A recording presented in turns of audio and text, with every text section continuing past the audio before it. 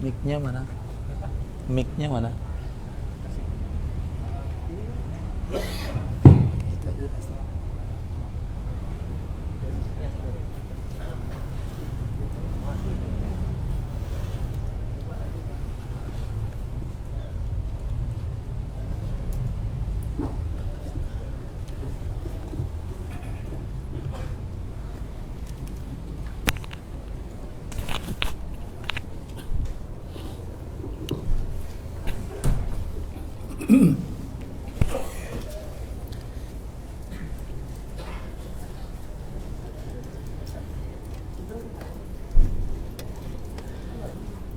Assalamualaikum warahmatullahi wabarakatuh. Bismillahirrahmanirrahim. Innal hamdalillah nahmaduhu wa nasta'inuhu wa nastaghfiruh wa na'udzu billahi min shururi anfusina wa sayyiati a'malina. Man yahdihillahu fala mudilla lahu wa man yudlil fala hadiya lahu. وأشهد أن لا إله إلا الله وحده لا شريك له وأشهد أن محمدا عبده ورسوله يا أيها الذين آمنوا اتقوا الله حق تقاته ولا تموتن إلا وأنتم مسلمون يا أيها الناس اتقوا ربكم الذي خلقكم من نفس واحدة وخلق منها زوجها وبث منهما رجالا كثيرا ونساء واتقوا الله الذي تساءلون به والأرحام إن الله كان عليكم رقيبا يا أيها الذين آمنوا اتقوا الله وقولوا قولا سديدا يصلح لكم أعمالكم ويغفر لكم ذنوبكم ومن يطع الله ورسوله فقد فاز فوزا عظيما أما بعد فإن أصدق الحديث كتاب الله وأحسن الهدي هدي محمد صلى الله عليه وعلى آله وسلم وشر الأمور محدثاتها وكل محدثة بدعة وكل بدعة ضلالة وكل ضلالة في النار. Alhamdulillah, kita bersyukur pada Allah Subhanahu wa taala pada hari ini Jumat malam Sabtu, hari yang ke-10 dari bulan suci Dzulqa'dah 1443 Hijriah.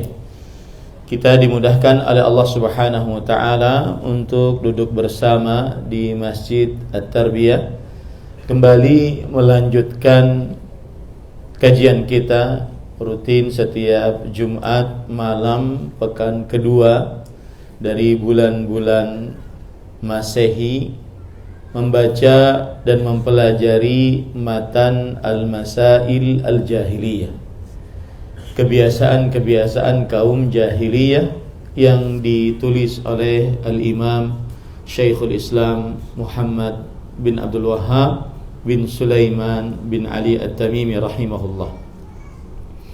Salawat dan salam semoga selalu Allah berikan kepada Nabi kita Muhammad sallallahu alaihi wa ala alihi wasallam, pada keluarga beliau, para sahabat, serta orang-orang yang mengikuti beliau sampai hari kiamat kelak. Dengan nama-nama Allah yang husna dan sifat-sifatnya yang ulia, kita berdoa, Allahumma inna nas'aluka ilman nafi'an wa rizqan tayyiban wa amalan mutaqabbala, Allahumma amin. Ahibati fillah, a'afanillahu wa iyyakum, kaum muslimin yang saya cintai karena Allah, jamaah Masjid At-Tarbiyah yang semoga selalu diberikan afiat oleh Allah Subhanahu wa taala di dunia dan di akhirat. Akhirnya kita bisa bertemu kembali, membuka majlis kebiasaan kaum jahiliyah. Setelah 2 tahun kita lebih berpisah untuk pertemuan ini. Dan pada kesempatan kali ini kita melanjutkan yang sudah kita pelajari. Dari yang sudah kita pelajari pada pertemuan yang ke-16, yang terakhir adalah al-mas'alah Al-thaniyatu wal 'ishrun, permasalahan yang ke-22, yaitu annahum ittakhadhu dinahum lahwan wa la'iba, yang artinya mereka orang-orang jahiliyah menjadikan agamanya sebagai senda gurau dan permainan. Ini sudah kita bahas panjang lebar dan kita berhenti pada poin ini. Sekarang kita masuk kepada permasalahan dan kebiasaan kaum jahiliyah yang ke-23. Qala al-muallifu rahimahullah, penulis al-Imam Syekhul Islam Muhammad bin Abdul Wahhab rahimahullahu ta'ala berkata, al-mas'alatu tsalitsatu wal 'ishrun, kebiasaan yang ke-23, annal hayatad dunya gharrathum fadhannu anna 'ata' Allah minha yadullu 'ala ridahu, kaqaulihi wa qalu nahnu aktsaru amwalan wa auladan wa ma nahnu bimu'adzabin, yang artinya mereka berpendapat dan mempunyai persepsi bahwa kebiasaan mereka adalah, yaitu kehidupan dunia telah memperdaya mereka. Mereka menduga ketika Allah Azza wa Jalla melimpahkan rezeki yang banyak kepada mereka, menunjukkan bahwa Allah Azza wa Jalla rela, ridha kepada mereka, sebagaimana firman Allah Subhanahu wa ta'ala yang artinya, dan mereka berkata, kami lebih banyak mempunyai harta dan anak-anak daripada kamu, dan kami sekali-kali tidak akan disiksa. Quran surat Saba ayat 35. Kalau kita perhatikan, inilah kebiasaan dari kaum jahiliyah, yaitu bahwa kehidupan dunia memperdaya mereka. Di sini timbul pertanyaan, apa yang dimaksud dengan kehidupan dunia?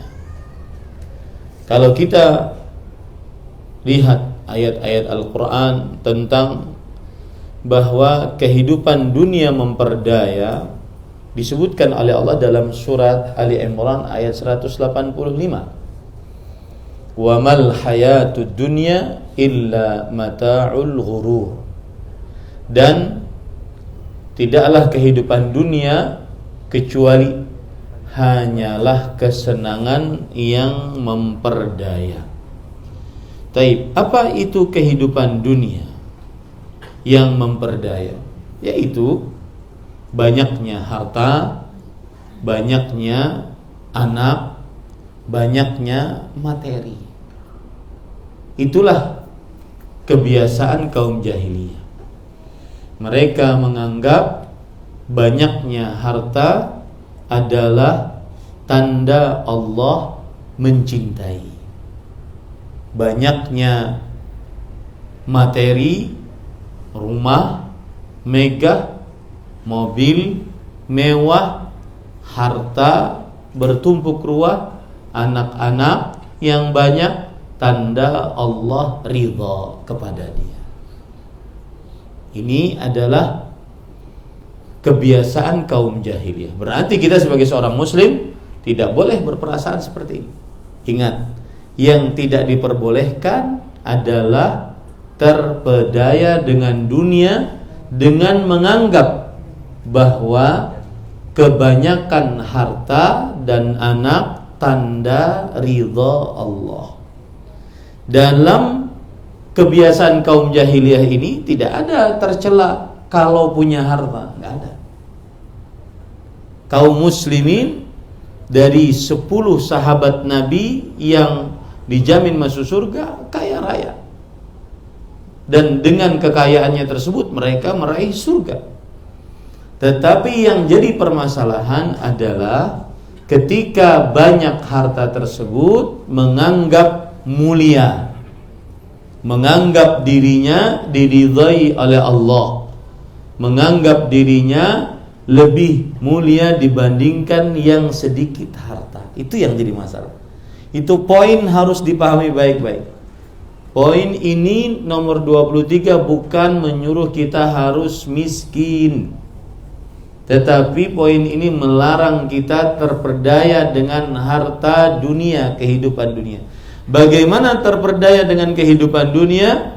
Yaitu menganggap bahwa orang banyak materi, harta itu adalah tanda Allah ridha.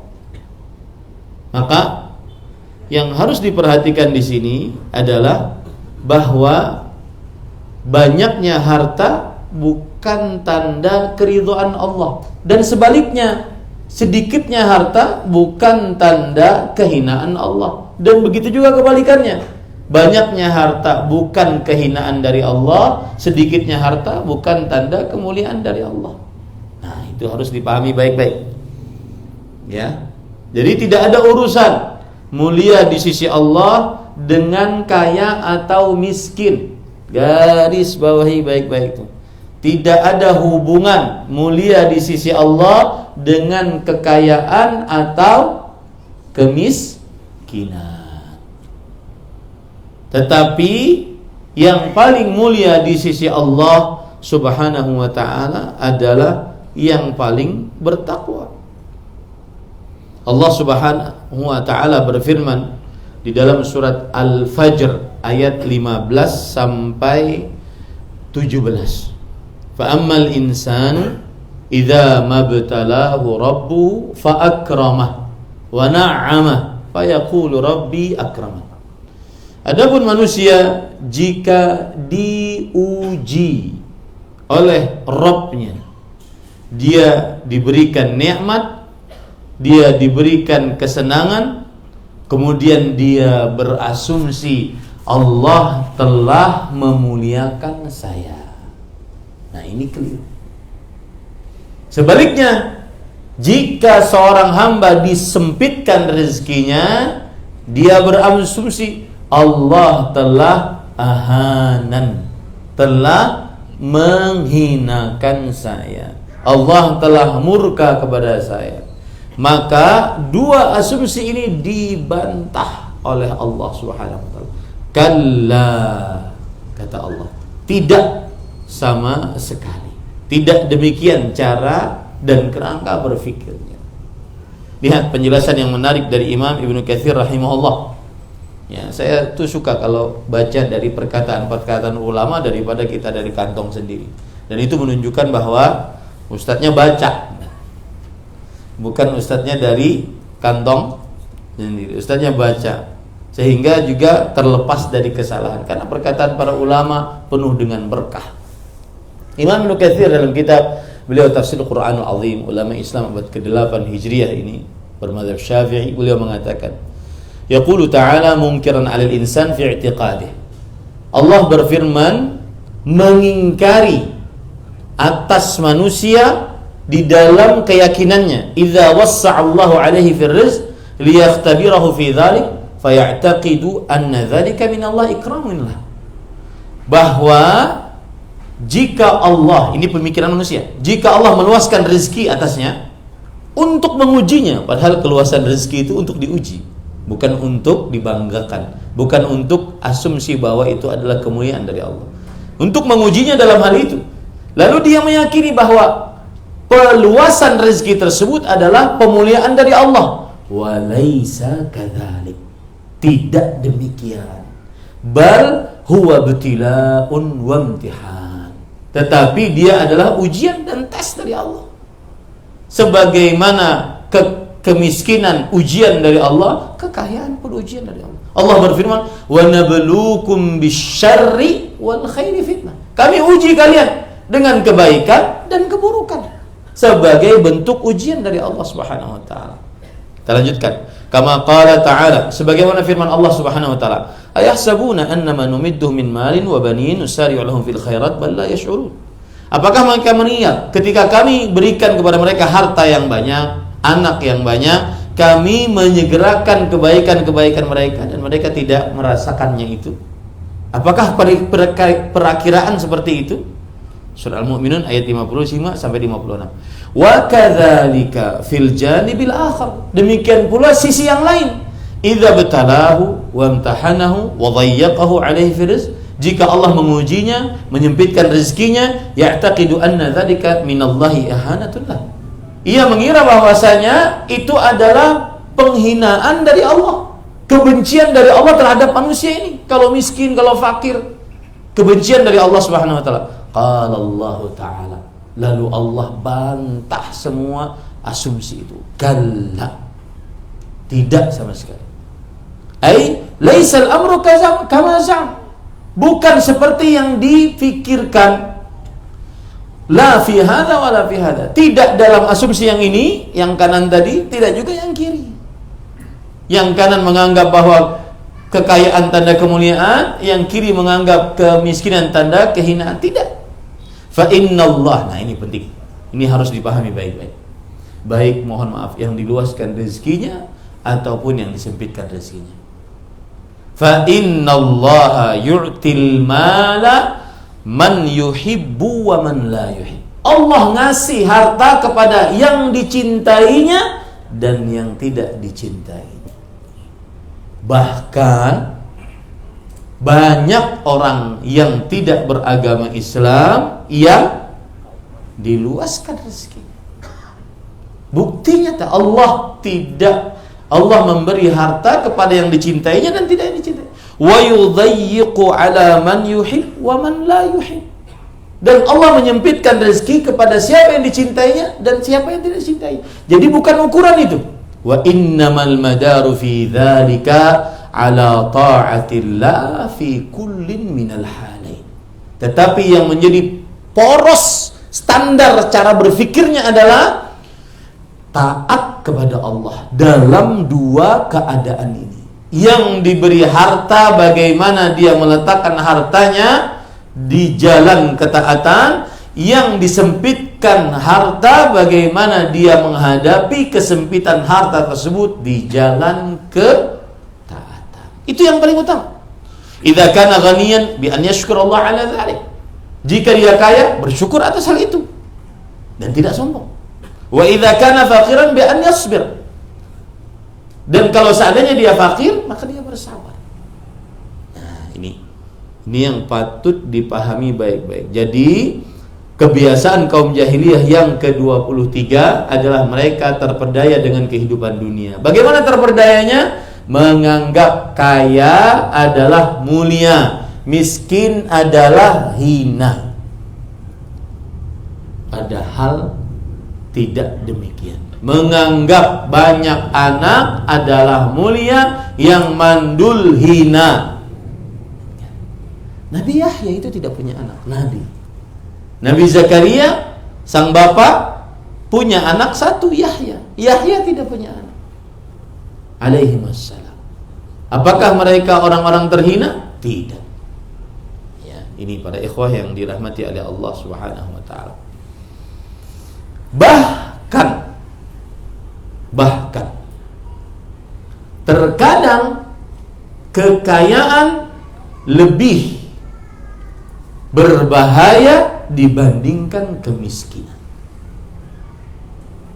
Oleh karenanya Rasulullah sallallahu alaihi wasallam berdoa dalam hadis riwayat Bukhari dan Muslim dari Aisyah radhiyallahu anha, Allahumma inni a'udzubika min syarri fitnatil ghina wa a'udzubika min fitnatil faqr.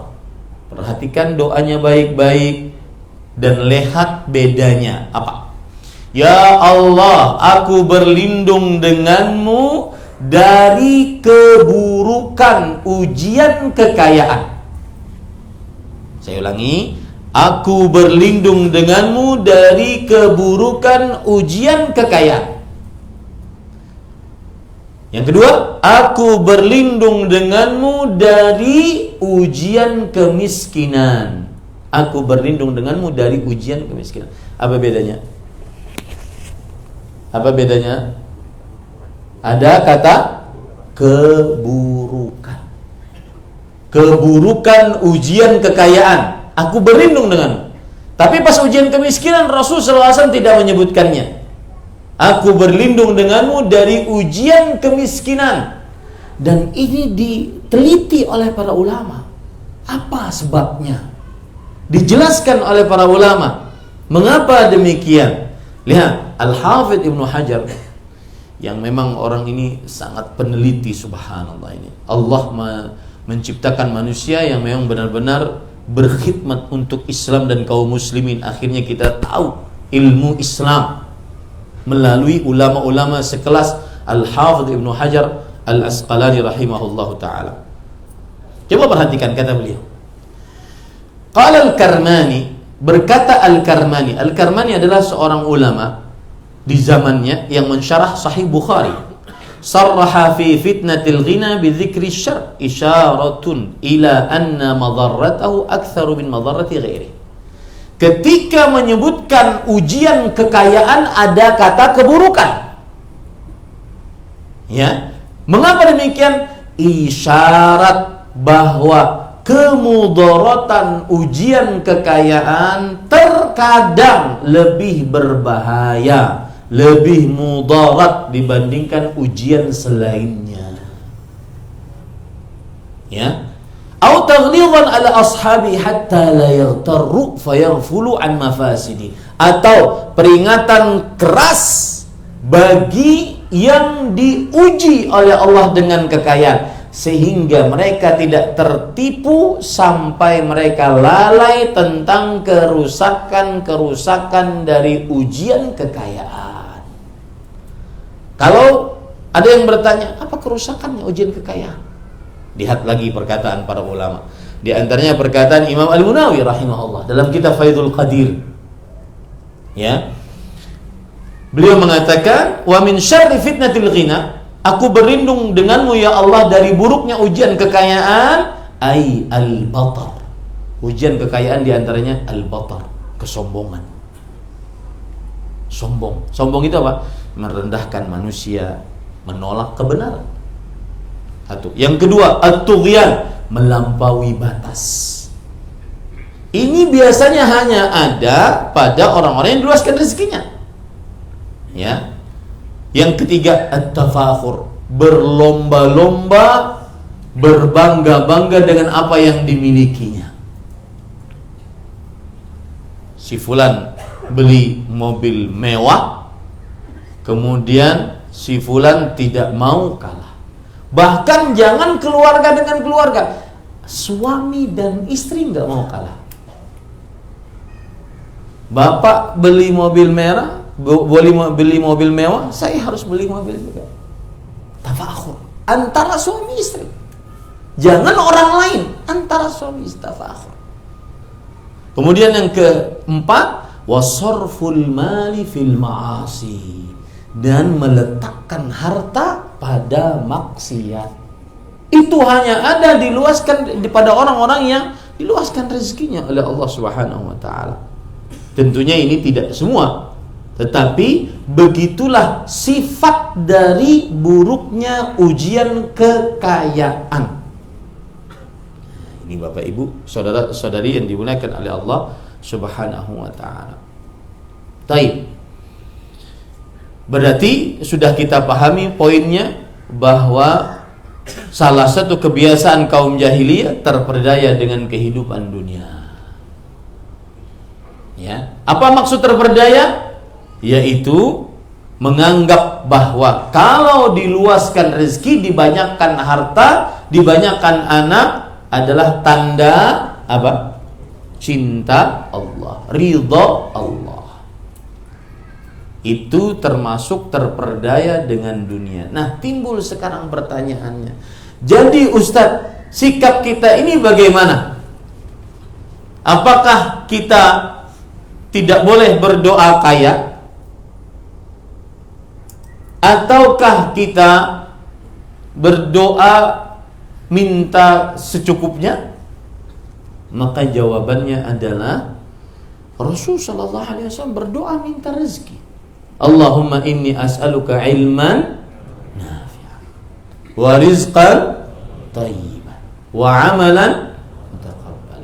Berarti yang diminta boleh minta rezeki, boleh minta diluaskan rezeki, tapi rezeki yang baik. Sebagaimana doa Rasul sallallahu alaihi wasallam kepada Anas bin Malik, Allahumma akthir malahu wa waladahu wa barik lahu fima ataita. Ya Allah, perbanyak hartanya dan anaknya. Sampai-sampai diceritakan umur Anas bin Malik sekitar 110 tahun. Ketika beliau masih hidup, itu anak dan cucunya yang sudah meninggal sebelum beliau 100 orang. Nah, saya di sini ingin mengingatkan, jangan remehkan doa nabawi. Jangan remehkan doa Rasulullah SAW, karena dia doa wahyu penuh dengan berkah, lebih baik dibandingkan kita mengolah doa kita sendiri. Ya Allah, perbanyaklah harta dan anaknya, dan berkahi di dalam apa saja yang Engkau berikan kepadanya. Itu yang patut kita minta kepada Allah. Berikan rezeki dan berkahi. Apa itu berkah, Ustaz? Berkah itu kebaikan yang banyak dan terus bertambah, kebaikan yang tetap dan terus menerus ada. Berkah tidak mesti harus nominalnya banyak, tetapi berkah yang mendatangkan pahala, kebaikan, amal saleh. Nah, kalau sudah kita pahami seperti ini, maka akhirnya kita paham kehidupan ini. Kemudian tidak gelisah, Ustaz, saya udah usaha sini, tapi belum juga diberikan oleh Allah keluasan. Usaha ini gagal, usaha ini belum juga diberikan oleh Allah keluasan, kesuksesan. Maka pahami konsep tadi.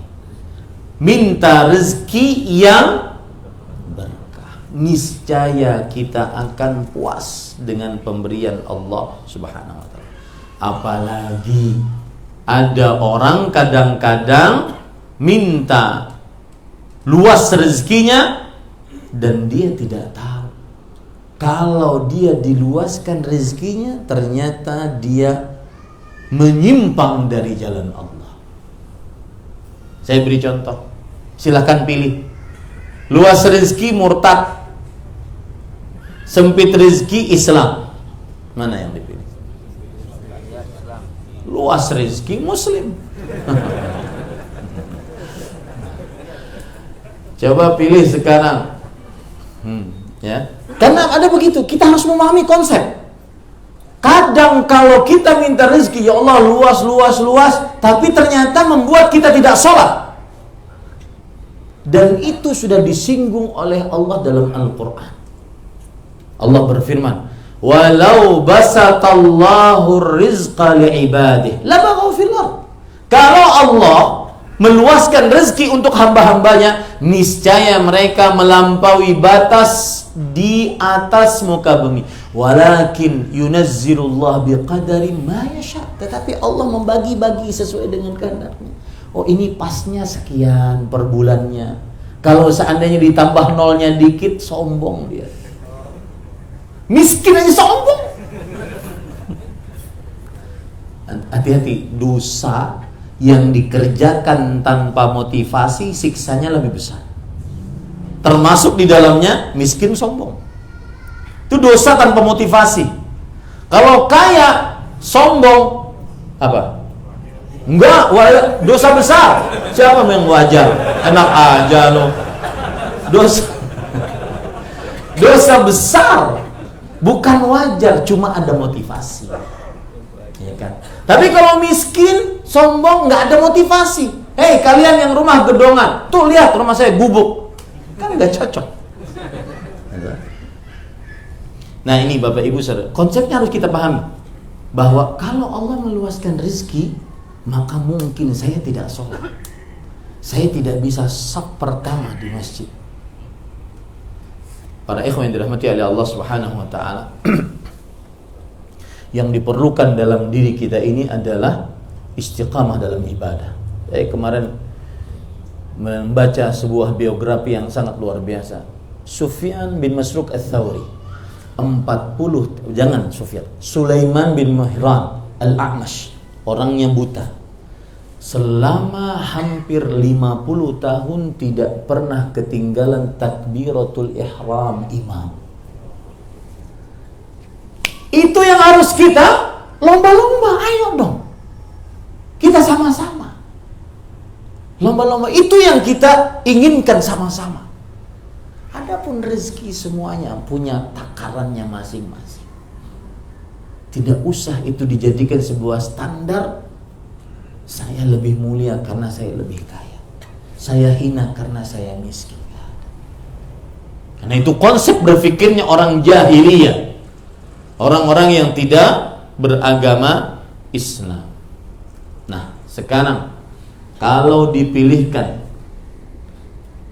mana yang lebih dipilih? Kaya bersyukur, miskin bersabar.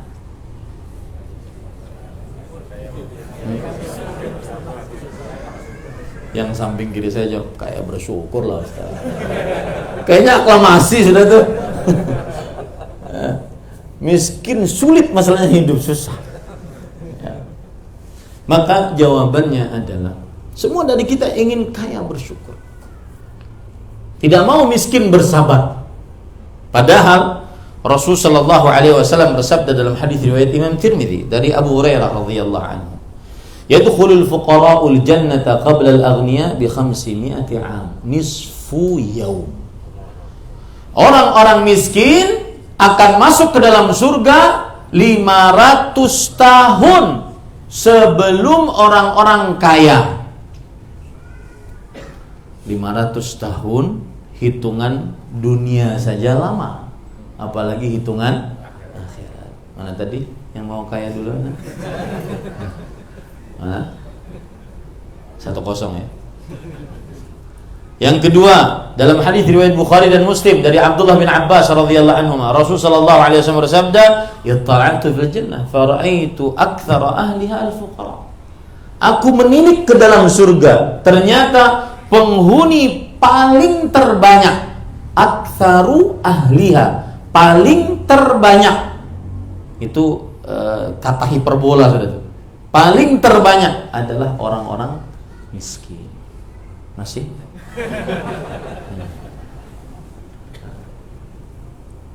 Dan kalau kita berpikir lebih dalam lagi, orang yang cerdas yang lebih mendahulukan yang kekal dibanding yang lenyap. Ini kan lenyap nih.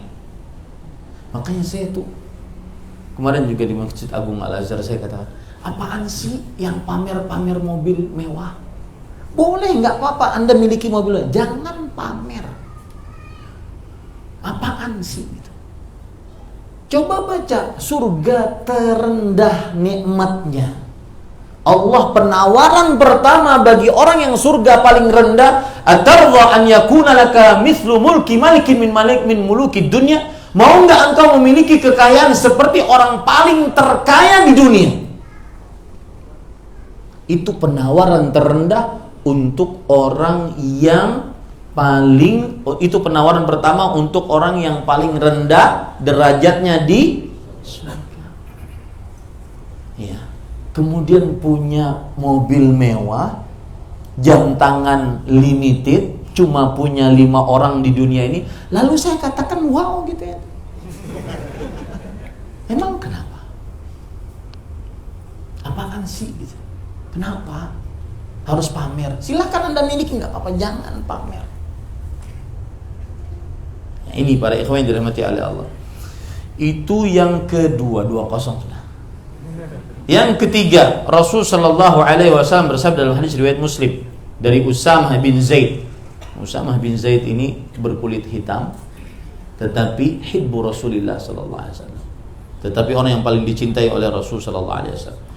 Nabi Muhammad SAW bersabda, "Qumtu ala babil jannah fa idza 'ammatu man dakhala al-masakin wa idza ashabul jiddi mahbusun."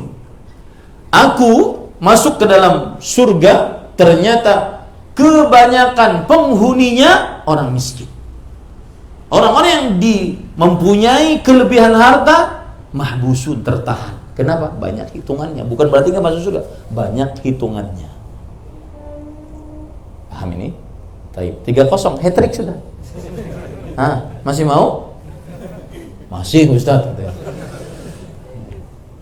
Ya, maka jawabannya, orang-orang yang diluaskan rezekinya berkata, wahai Rasulullah sallallahu alaihi wasallam, orang-orang yang disempitkan ataupun dikayakan, diluaskan rezekinya tapi dia bersyukur pun mempunyai kesempatan untuk lebih istimewa. Lihat dalam hadis yang diriwayatkan oleh Imam Muslim, orang-orang fakir dari kaum muhajirin datang kepada Rasulullah SAW. Ya Rasulullah, dhahaba ahlud duthur bid darajatil ula wa na'imil muqim. Wahai Rasulullah, orang-orang yang diluaskan rezekinya, dia mendapatkan ke derajat yang tinggi dan nikmat yang besar dari Allah di dalam surga. Kata Rasulullah SAW, apa sebabnya? Kenapa kalian berasumsi seperti itu? Kata orang-orang muhajirin yang fakir, yang tinggal di Suffah, di halaman Masjid Nabawi. Yusallun kama nusalli. Mereka orang yang diluaskan rezekinya salat, kita pun orang miskin salat. Berarti sama pahalanya dong. Wa yasumun kama nasum. Mereka yang diluaskan rezekinya berpuasa. Kami orang yang miskin berpuasa, sama juga pahalanya. Wa yatasaddaqun wa la natasaddaq. Mereka yang diluaskan rezekinya bisa bersedekah, kami tidak bisa bersedekah. Wa ya'tiqun wa la na'tiq. Mereka bisa memerdekakan budak dan itu dengan uang. Kami tidak bisa memerdekakan budak karena tidak punya uang. Rasulullah SAW kemudian mengatakan, afala u'allimuk, maukah aku ajari kepada kalian syai'an, sesuatu, tudrikuna bihi man sabaqakum, pahala kalian akan mendahului orang-orang sebelum kalian. Wa tasbiquna bihi man ba'dakum, pahala yang akan kalian amal, kalau kalian mengamalkan ini, kalian akan mendapatkan pahala yang bisa melampaui orang-orang setelah kalian. Wala yakunu ahadun afdhala minkum, tidak ada seorang pun yang akan lebih istimewa dibandingkan kalian, illa man sana'a mithla ma sana'tum, kecuali yang berbuat seperti yang kalian perbuat. Syaratnya itu ya, yang berbuat seperti yang kalian perbuat. Lalu Rasul sallallahu alaihi wasallam menjawab, memberikan amalan bertasbih, takbir, tahmid setiap kali telah selesai sholat 33. Jangan lepaskan amalan ini, Pak. Jangan main handphone setelah salam. Ya, ditahan tangannya. Ini kadang-kadang Assalamualaikum warahmatullahi, belum selesai yang kedua sudah. Pengalaman kayaknya Ustaz ini. Ya. Kemudian para ikhwah, orang-orang muhajirin pulang. Mereka bangga dengan amalan tersebut. Lihat, yang mereka inginkan adalah pahala yang sama, bukan kaya yang sama, pahala yang sama. Kemudian tidak berapa lama kembali lagi kepada Rasulullah. Sami'a ikhwanuna ahlul amwal bima fa'alna fa fa'alu mithlah. Wahai Rasulullah, orang yang diluaskan rezekinya mendengar amalan kami dan mengamalkan seperti yang kami amalkan. Berarti kan sama juga pahalanya. Apa kata Rasul sallallahu alaihi wasallam? Dzalika fadlullah yu'tihi man yasha. Itulah karunia Allah, Allah berikan kepada siapa yang dikehendakinya. Ini hadis dalil paling kuat bahwa kaya bersyukur lebih istimewa dibandingkan miskin bersabar. 31. Berarti ada kemungkinan. Ya, ada kemungkinan. Kemudian yang kedua, Rasul sallallahu alaihi wasallam bersabda, al-muktsiruna humul aqallun yaumil qiyamah.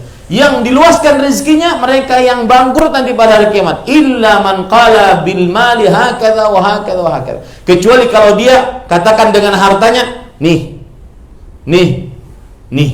untuk mengamalkan amalan sedekah ataupun zakat atau infak atau wakaf. Ini juga dalil.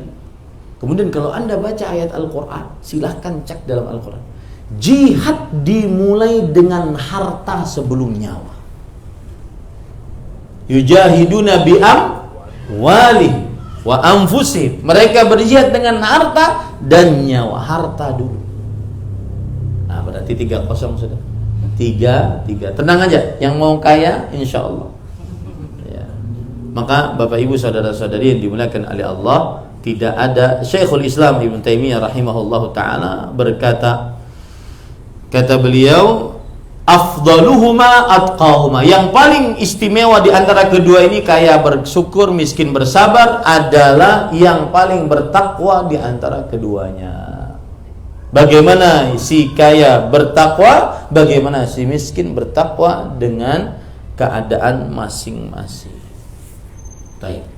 Itu adalah yang patut diperhatikan, bahwasanya kebiasaan kaum jahiliyah, mereka menganggap bahwa banyak harta, banyak anak adalah tanda ridha Allah. Dari mana kita tahu itu? Karena mereka mengatakan, wa ma nahnu bimu'adzabin. Kami lebih banyak harta daripada kalian, kami lebih banyak anak daripada kalian, dan kami tidak akan pernah sekali-kali disiksa oleh Allah. Jadi mereka menganggap bahwa kalau kebanyakan harta itu adalah kesucian, keridhaan dari Allah Subhanahu wa taala.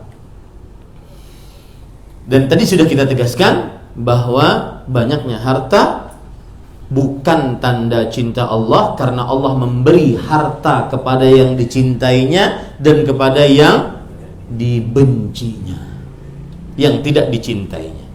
Lihat dalam hadis yang diriwayatkan oleh Imam Tirmidzi, Rasul sallallahu alaihi wasallam bersabda, "Lau kanatid dunya ta'dilu 'inda Allahi janaha ba'udah, ma saqa min kafiran minha syarbata ma." Jikalau dunia itu ada nilainya di sisi Allah, nilainya seperti satu sayap nyamuk, Allah tidak akan pernah kasih satu teguk air pun kepada seorang miskin, orang kafir. Kalau ada nilainya, tapi karena tidak ada nilainya, semua boleh dapat. Kalau tidak ada nilainya, semua boleh dapat. Dan ini Pak, mohon masukkan ke dalam hati, tanamkan kepada anak, istri yang ada di rumah. Kita di zaman yang benar-benar digempur istri, anak-anak, dan kita juga melalui media sosial. Kaya adalah sukses. Sukses adalah kaya. Diperlihatkan di media sosial kita, orang tidur di atas uang, orang tembak-tembak uang, ya. Diperlihatkan di media sosial kita bahwasanya ini dagangan outletnya cuma satu asalnya, kemudian menjadi 10, 20, itu tanda kesuksesan. Dimulai sekarang orang-orang yang para pengusaha mulai dia berani berbicara bagaimana sukses. Sukses adalah kaya. Saya itu punya calon-calon santri, ketika diwawancarai, nanti cita-citanya mau jadi apa? YouTuber. Kenapa? Cuan, Ustaz, cuan. Itu kan meresap ke dalam anak-anak kita. Itu yang mereka inginkan. Itu yang mereka jadikan standar hidup sekarang. Maka ingat ini baik-baik, tanamkan poin ini baik-baik. Karena kalau sudah kerangka berpikirnya seperti itu, keduniawian, maka yang diukur hanya dunia saja. Sedangkan kita seorang muslim harus meyakini bahwa yang paling utama adalah bagaimana bisa selamat setelah kematian. Ini Bapak Ibu, saudara-saudari yang dimuliakan oleh Allah Subhanahu wa taala. Baik. Kemudian Bapak Ibu, saudara-saudari yang dimuliakan oleh Allah Subhanahu wa taala, dan poin penting juga, kita sebagai seorang yang berhubungan dengan manusia, maka jangan pernah menganggap yang miskin lebih rendah daripada kita. Siapa tahu dia masuk ke dalam hadis Rasul riwayat Imam Muslim dari Abu Hurairah radhiyallahu anhu, "Rubba ash'atha madfu'in bil abwab, law aqsama 'ala Allah la abarrah." Berapa banyak orang yang tidak teratur rapi rambutnya, penuh dengan debu. Kalau dia minta-minta ditolak. Tetapi ketika dia berdoa di malam hari, "Ya Allah, aku bersumpah dengan namamu, kabulkan doa ini." Allah mengabulkannya langsung. Maka hati-hati Pak. Hati-hati kita berhubungan dengan manusia. Terutama ya Pak. Terutama ini saya kemarin mendapatkan pelajaran di Mekah Madinah. Kan kadang kita ke Mekah, ke Madinah begitu, bertemu dengan orang yang mungkin kita tidak akan bertemu lagi dengan orang itu selama hidup kita.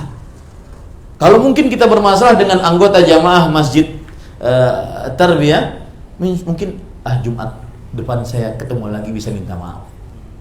Tapi ini di Mekah, di Madinah nggak ketemu dengan orangnya orang Afrika. Kenal nama enggak, kenal alamat enggak, bermasalah di situ. Maka hati-hati. Jangan pernah bermasalah, jangan-jangan dia termasuk dari orang ini. Kita anggap remeh, keadaannya di luar rendah, dianggap di pandangan manusia, tetapi ketika berdoa di hadapan Allah Subhanahu wa taala langsung dikabulkan oleh Allah Subhanahu wa taala. Baik. Kemudian Bapak Ibu saudara-saudari yang dimuliakan oleh Allah Subhanahu wa taala, kita masuk kepada permasalahan yang ke-24. Al-mas'alatu rabi'atu wal 20. Permasalahan yang ke-24. Tarkud dukhuli fil haqq idza sabaqahum ilaihi ad-du'afa takabburan wa anafatan fa anzalallahu 'azza wa jalla wala tatrudil ladzina yad'una rabbahum al-ayat. Yang artinya permasalahan yang ke-24 adalah mereka tidak jadi menerima kebenaran ketika melihat yang mendahului mendapatkannya dari kalangan orang-orang yang lemah karena sikap kesombongan. Apa maksudnya? Kebiasaan kaum jahiliyah adalah kalau seandainya ada kebenaran di hadapan dia, tapi kemudian yang memegang kebenaran tersebut orang-orang yang rendahan menurut mereka, maka saya nggak mau ikut-ikutan. Pengikutnya aja itu lemah. Pengikut Nabi Muhammad SAW, Bilal, Khabbab bin Arad, orang-orang lemah, ngapain saya ikut-ikutan? Itu pemikiran Abu Lahab, Abu Jahal.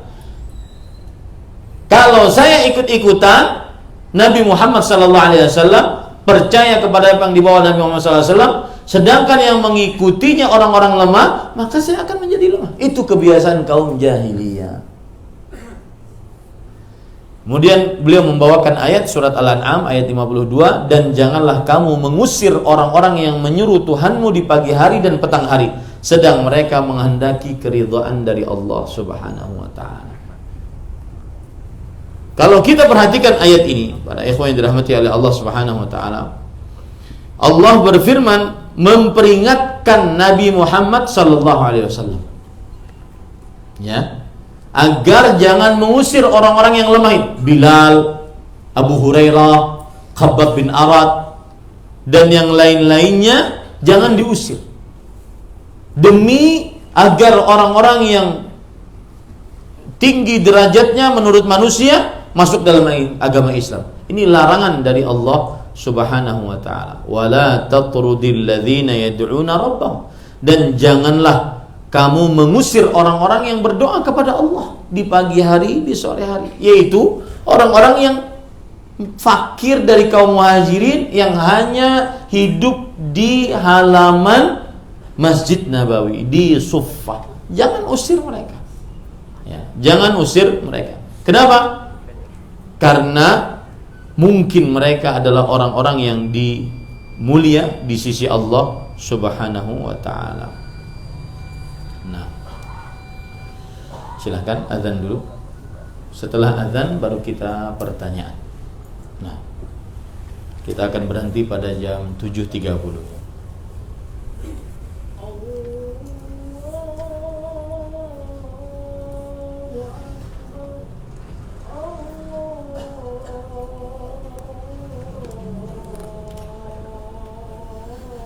Apa mau sholat dulu aja?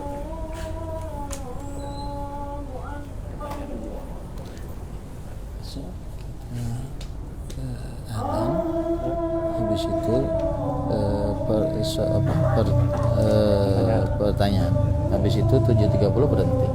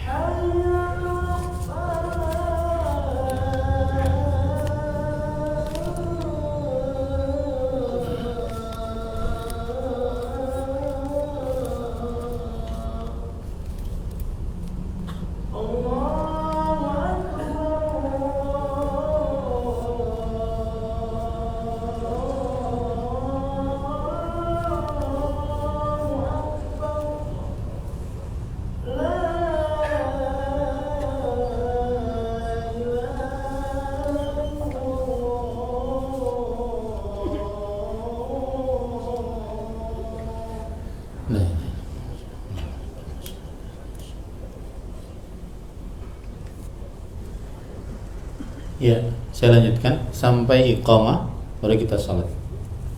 Baik. Atau pokoknya sampai jam 7.30 ya. Jadi kita berhenti jam 7.30. Baik, Bapak Ibu saudara-saudari yang dimuliakan oleh Allah, kebiasaan kaum jahiliyah yang ke-24 adalah tidak mau menerima kebenaran. Kalau yang mengikuti kebenaran itu orang-orang lemah, orang-orang miskin, orang-orang yang derajatnya rendah, strata ekonominya rendah, kastanya rendah. Itu kebiasaan kaum jahiliyah. Nah, kalau kita perhatikan ayat yang dibawakan oleh penulis surat Al-An'am ayat 52 itu banyak sekali ceritanya. Saya bacakan ya. Abdullah bin Mas'ud bercerita, "Marrad mala'u min Quraisy ala Rasulillah sallallahu alaihi wasallam, indahu Khabbab wa Suhaib wa Bilal wa Ammar." Orang-orang Quraisy melewati Rasul sallallahu alaihi wasallam. Jadi istilahnya Rasul SAW duduk, di sekitarnya ada Khabbab bin Arad, Suhaib, Bilal, Ammar. Orang-orang Quraisy lewat. Lalu mereka mengatakan, "Ya Muhammad, aradita bihaula?" Wahai Muhammad sallallahu alaihi wasallam, kamu suka duduk sama mereka, orang rendahan. turunlah ayat ini. Mereka menganggap saya tidak akan menerima kebenaran selama yang mengikuti orang-orang rendah. Ini sering dalam kehidupan kita. Ente titelnya apa sih? Gitu. Saya tidak akan menerima dari orang yang cuma lulusan S1, lulusan SMA, saya tidak akan menerima. Padahal yang disampaikan Al-Quran dan Sunnah Rasulullah SAW. Di dalam riwayat yang lain lagi, yaitu disebutkan mereka mengatakan, wahai Muhammad SAW, engkau rela suka duduk-duduk dengan mereka. Ahulail ladzi anna min manallahu alaihi min bainina? Apakah mereka yang Allah Subhanahu wa taala muliakan di antara kita? Orang-orang miskin ini, orang-orang rendahan ini. Wa nahnu nakunu tab'an li haula? Kita ikut-ikutan sama mereka? Enggak lah, sorry. Itu bahasa mereka. Mereka menolak kebenaran, menolak wahyu disebabkan karena yang mengikuti wahyu orang-orang yang rendah menurut mereka. Kemudian para ikhwan yang dirahmati oleh Allah Subhanahu wa taala, nah itu adalah yang ke-24. Mudah-mudahan kita dijauhkan dari sifat-sifat tersebut. Apa yang baik dari Allah Subhanahu wa taala, apa yang buruk itu dari saya pribadi. Kita masuk kepada pertanyaan. Saya punya sedikit dana dari hasil yang pas-pasan, baiknya digunakan untuk umrah atau haji, atau digunakan untuk cicil beli tanah untuk bangun rumah. Kebetulan belum punya rumah. Bismillah, walhamdulillah, wassalatu wassalamu ala rasulillah wa ala alihi wa ashabihi wa man wala, amma ba'd. Jika seseorang tidak punya hutang, kemudian ada kelebihan harta, maka lebih utama dia menggunakannya untuk berumrah atau berhaji. Adapun rumah, dia bisa ngontrak. Rumah dia bisa nyewa, ya, berumrah ataupun berhaji. Karena umrah adalah hukumnya wajib sekali seumur hidup, haji wajib sekali seumur hidup. Rasulullah sallallahu alaihi wasallam bersabda, "Innallaha farada 'alaikumul hajja fahujju." Sesungguhnya Allah mewajibkan atas kalian berhaji, maka berhajilah. Kemudian Rasulullah SAW ketika ditanya tentang apa itu Islam, beliau menjawab, anta hujja wa ta'tamir, engkau berhaji dan berumrah. Adapun rumah urusan duniawi. Wallahu a'lam. Bagaimana dengan istidraj? Apakah di zaman jahiliyah sudah dipahami? Maka orang-orang jahiliyah mungkin tidak paham apa itu istidraj, tetapi sudah ada kebiasaan itu dari Allah Subhanahu wa taala, bahwa istidraj adalah penguluran waktu bagi yang bermaksiat. Diberi nikmat oleh Allah, dia pakai untuk maksiat. Diberi nikmat lagi oleh Allah, dia pakai lagi untuk maksiat, sampai akhirnya dia diwafatkan oleh Allah dalam keadaan bergelimang nikmat tapi untuk maksiat, dan itu disebut dengan su'ul khatimah. Idza ra'aita Allah yu'ti al-'abda 'ala ma yuhib wa huwa muqimun 'ala ma'asi fa'lam annahu istidraj. Jika engkau melihat Allah memberikan kepada seseorang apa saja yang diinginkannya dari perkara dunia, tapi dia bermaksiat, maka ketahuilah bahwasanya itu adalah istidraj. Kemudian Rasulullah SAW membaca ayat hatta idza farihu bima utu akhadnahum bauta fa idzahum mublisun, sampai jika mereka gembira dengan apa yang diberikan oleh Allah tapi mereka bermaksiat, maka kami cabut nyawanya tiba-tiba dalam keadaan mereka bergelimang maksiat. Ini hati-hati Bapak Ibu, saudara-saudari. Dan saya berpesan, tanamkan dalam diri rasa takut untuk mendapatkan su'ul khatimah. Tanamkan itu. Itu baik sekali. Terutama mencegah diri dari perbuatan maksiat. Takut dari su'ul khatimah. Makanya ada para ulama salaf mengatakan, man ya'manul khitam faqad halak. Yang merasa aman dari su'ul khatimah, akhir hidup yang buruk, maka dia pasti binasa. Ya. Dan ini umum, yang sudah ngaji, yang sudah jenggotan, yang sudah ngaji tauhid, yang sudah ngaji manhaj, umum. tidak boleh merasa aman dari akhir hidup yang buruk, su'ul khatimah. Wallahu a'lam. Imam di kampung saya membaca Al-Fatihah, ayat ihdinas siratal mustaqim dibaca hudinas siratal mustaqim. Apakah ini diperbolehkan? Maka jawabannya tidak diperbolehkan, karena ini merubah arti, ya, dan tidak sah sholatnya kalau dibaca begitu. Ihdinas siratal mustaqim yang benar, bukan hudinas siratal mustaqim. Dan imam seperti itu, mohon maaf, dinasihati baik-baik, jujur saja. Berduaan yang dituakan di masjid dengan imam seperti itu, berduaan jujur saja, karena berpengaruh kepada sholat kita. Tidak boleh sholat di belakang yang imamnya mempunyai kesalahan jali. Apa kesalahan jali? Kesalahan yang fatal dalam membaca surat Al-Fatihah, ya, baik itu tajwid yang merubah arti atau makhraj yang merubah arti. Wallahu a'lam. Jika di sebuah rumah kepala keluarga sudah tua dan tidak bekerja lagi, dan anak perempuannya yang bekerja, apabila yang berkurban nanti adalah anak perempuannya, apakah boleh Ustaz? Apakah pahala mencakup satu keluarga juga? Jazakallahu khairan wa barakallahu fiik. Wa jazakumullahu khairan wa fiikum barak. Bismillah, walhamdulillah, wassalatu wassalamu ala Rasulillah wa ala alihi wa sahbihi ajma'in. Amma ba'd. Pertanyaan ini bisa dijawab dengan hadis Rasul. Inna ala kulli ahli baitin fi kulli amin udhiyatan. Sesungguhnya atas setiap rumah di setiap tahun ada satu hewan kurban.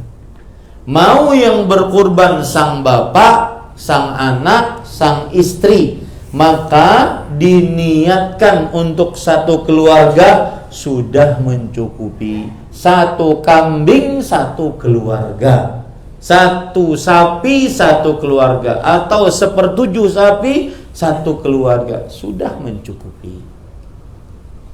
Dalam kasus yang disebutkan dalam pertanyaan ini, boleh anak perempuannya yang membeli hewan korban, kemudian ketika disembelih disebutkan namanya dan nama keluarganya, termasuk bapak ibunya.